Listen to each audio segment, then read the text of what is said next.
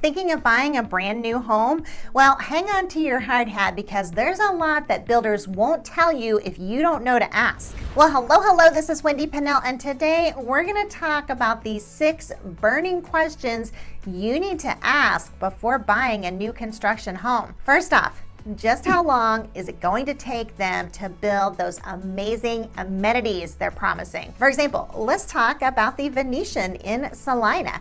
Megatel is the builder, and they announced in 2021 that they were building a touch of Venice in Collin County. They've been selling homes for well over a year there, if not more. So what's the big draw for the neighborhood? Well, a beautiful crystal water lagoon with a white sand beach. In fact, Megatel reported that the development will feature 15 acres of community land planned for an entertainment center, a clubhouse, bowling alley, and lagoon amenities, including a pool, cabanas, sand beaches, and more. Sounds amazing, right? Well, here's the twist. The last time we checked it out, the developer hadn't even broken ground on building it. I mean, sure, there were signs everywhere advertising this fantastic lagoon, but where was it? Nowhere to be found. So imagine you bought into this community with visions of that incredible lagoon in your future. But here's the question. How long will it really take for those amenities to materialize? Now, I should tell you, there are times this can spell opportunity, but you absolutely must do your homework. Sometimes the very best deals in the new home market are in communities where the builder is just getting started, where there aren't amenities yet. Most people are not going to have the vision to invest into a community that is nothing but dirt. And here's the scoop, and where the real opportunity is. At this stage, builders often raise their prices every few weeks, while that big brown field gradually transforms into a full-fledged neighborhood. So snagging a deal is a real possibility, but you need hard answers because those folks at the Venetian, they've been waiting a long time for that lagoon. But here's the silver lining. If you can get some solid commitments on when those amenities are set to arrive, you'll be sitting pretty with some equity in your pocket. You see, the value of a neighborhood without those fantastic amenities just doesn't stack up to what it'll be once they're in place. But remember, the sales consultant is probably not just going to volunteer this information. You've got to ask the right questions if you want to know when the good stuff is coming. You also have to decide how long you're willing to live there and pay high HOA fees and the PID tax, paying for amenities that still aren't there. Okay, the second question you need to ask, what else is being built in or near the neighborhood? Have you ever thought about how your dream home's surroundings could change over time? Well, it's important to think about the bigger picture before you buy. I mean, imagine picking out a beautiful home or a piece of land for building that backs onto serene green space, right? No neighbors behind you, just beautiful nature. Sounds perfect. But here's the catch. What lies beyond that green space? Is there vacant land right behind it? You don't just assume that the view will stay that way forever. Make sure there's a decent buffer of green space between your new home and anything that might pop up in the future. Ask the sales consultant to show you on a map where the green space ends and what's planned next. Is it officially designated as green space?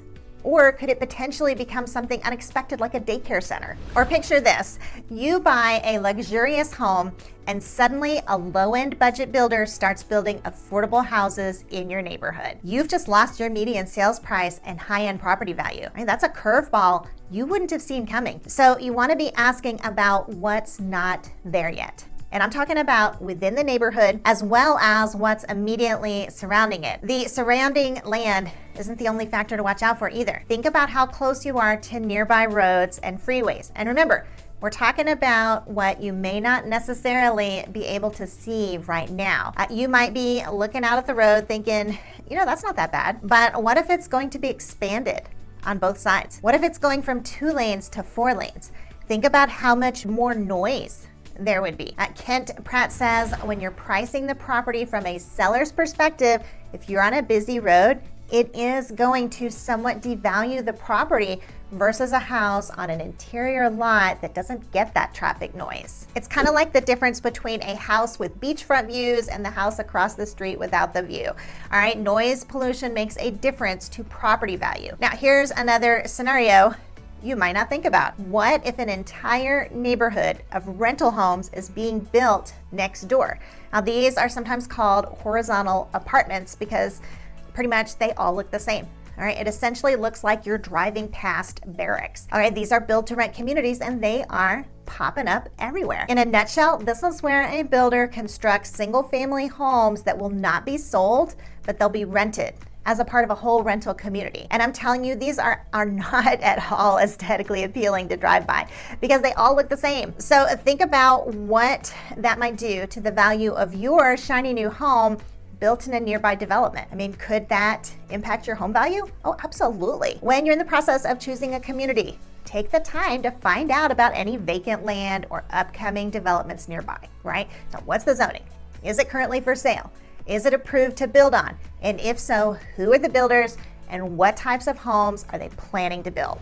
Sales consultants typically won't mention this to you, probably because they don't even know. So what ends up happening is it falls on you or your realtor to do some due diligence. I mean, we are routinely looking up deed records to find out zoning and how to contact the owner, which, by the way, if we sound like your cup of tea, you're definitely going to want to check out our Let's Find Home questionnaire that you can find in the description section. Okay, next question you need to ask. What if you moved into a beautiful new construction community only to find out half of the homes are rentals? Now, rentals play an important role in society, don't get me wrong, but most of the time people would like to be in a neighborhood of other homeowners who are going to plant flowers and trees and stick around a while. So how are you going to know?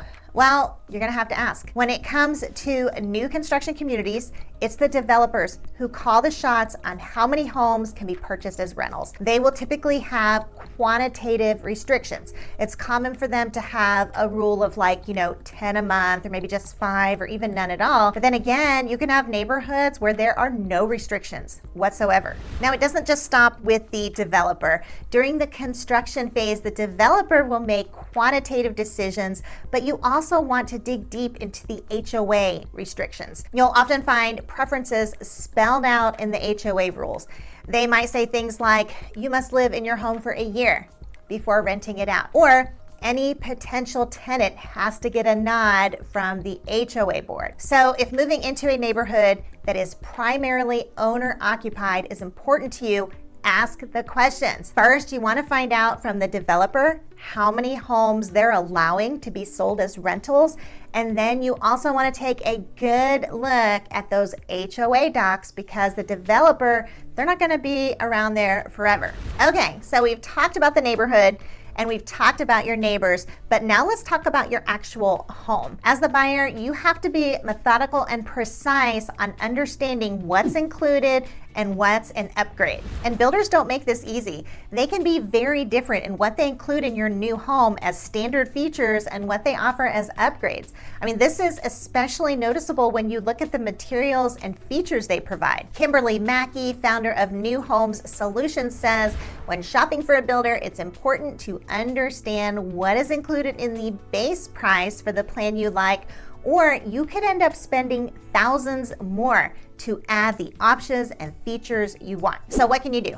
Ask for a copy of the standard inclusion sheet that'll give you a baseline of what to expect. It might even color your interest in working with that particular builder. Your more budget-friendly builders tend to include carpet as the standard flooring option from the moment you step inside the door. On the other hand, higher-end builders generally, though not always, include wood look flooring as part of their standard offering. You're going to run into some builders known as production builders who have strict floor plan and build requirements. It's all about the budget with these guys, and customization options are few. So if you ever talk to a production builder, you need to be super meticulous in questioning materials, floor plans, upgrade options, and more, because you don't have the option of changing anything. A good rule of thumb is whatever builder you're working with, act like a novice that knows nothing and ask a never-ending series of questions. If you make the mistake of assuming that something is included in your home design when it's not,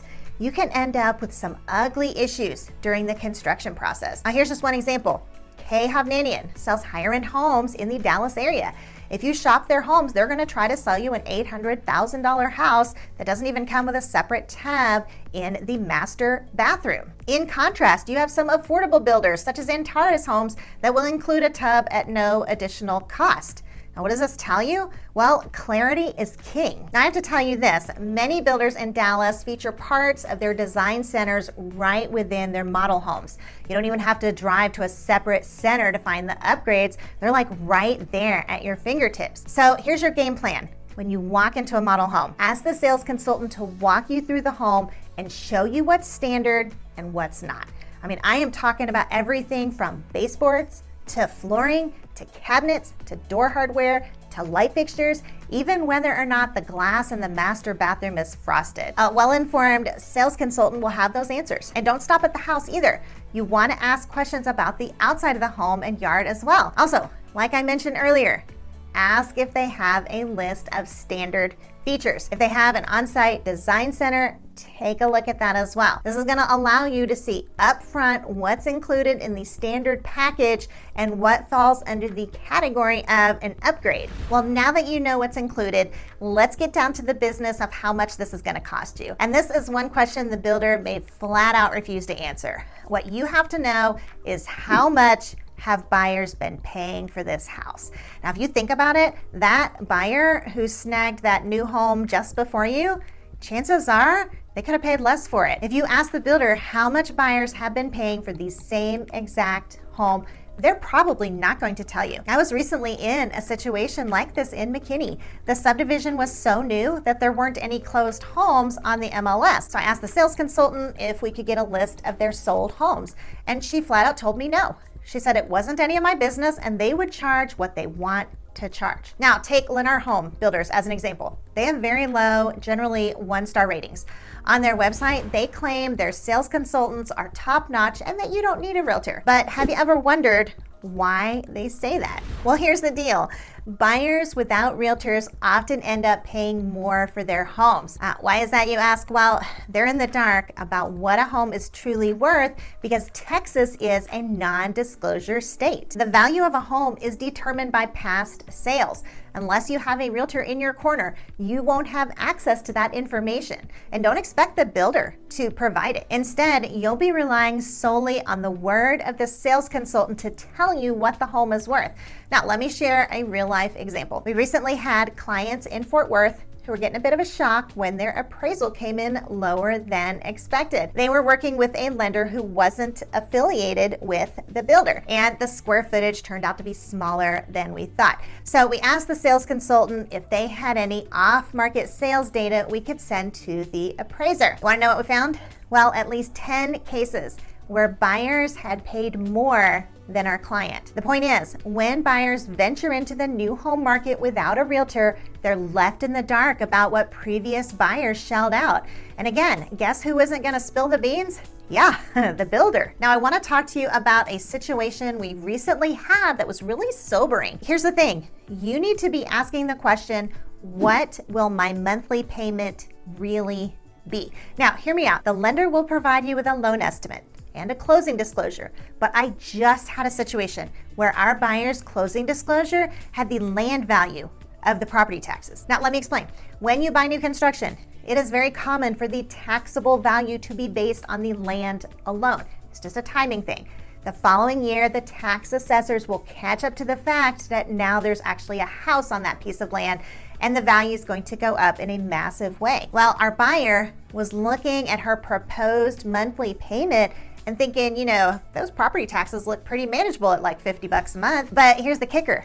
That bill can skyrocket to a whopping $500 a month. We sat down and talked through it with a tax estimator so she'd be truly prepared for her monthly payment. I mean, thankfully, our buyer was savvy with her finances and she had purchased well below her budget. Once we talked through the tax estimator, it was really sobering how different the monthly payment was actually going to be. And here's yet another thing to consider. When the property tax portion of your house payment adjusts to where it really should be, you're going to have an escrow shortage too. Now, imagine if you'd maxed out your budget. I mean, next year, your payment will go up by not only your new property tax amount, but also your escrow shortage. So what's the game plan here? Ask the lender to set up your escrow account based on what the taxes will become, not just what they are right now. If they won't do that, you absolutely want to be setting aside some extra cash now, knowing that your escrow account is going to end up short. Now, I do have some good news about property taxes.